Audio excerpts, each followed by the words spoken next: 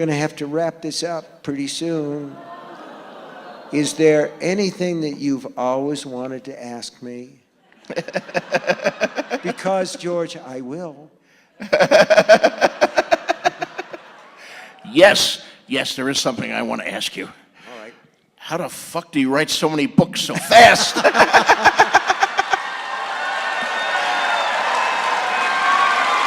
I think, I've had a really good 6 months. I've written 3 chapters, and you've finished 3 books in that time. Here's the thing, okay? There are books and there are books. The way that I work, I try to get out there and I try to get 6 pages a day. So with a book like End of Watch, and when I'm working, I work every day, 3-4 hours, and I try to get those 6 pages and I try to get them fairly clean.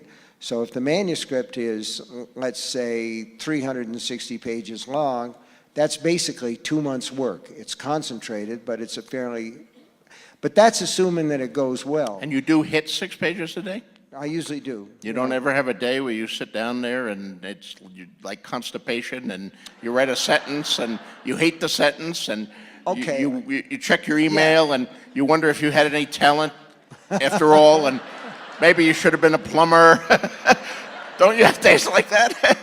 No, I mean, there's real life. You know, I can be working away and something comes up and you have to basically get up and you have to go to see the doctor, or you have to take somebody care package, or you have to go to the post office, because whatever. But mostly I try to get the 6 pages in, although entropy tries to intervene. You know, I did an event at Radio City Music Hall for charity with John Irving and Joe Rowling, and this was the time, J.K. Rowling, and this was at the time that she was finishing the 7th Harry Potter books. And I know that I've been very fortunate as a writer, and you've been terrifically fortunate as a writer.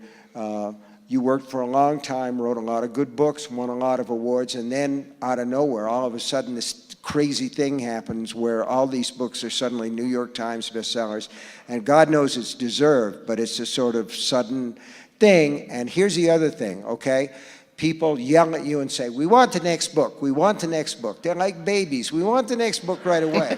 I mean, it's a great thing to want that, but the pressure that you feel or I feel compared to that final Harry Potter book, you know, everybody wanted that, and she came to New York and she was nearly finished with it, and she'd agreed to do this event.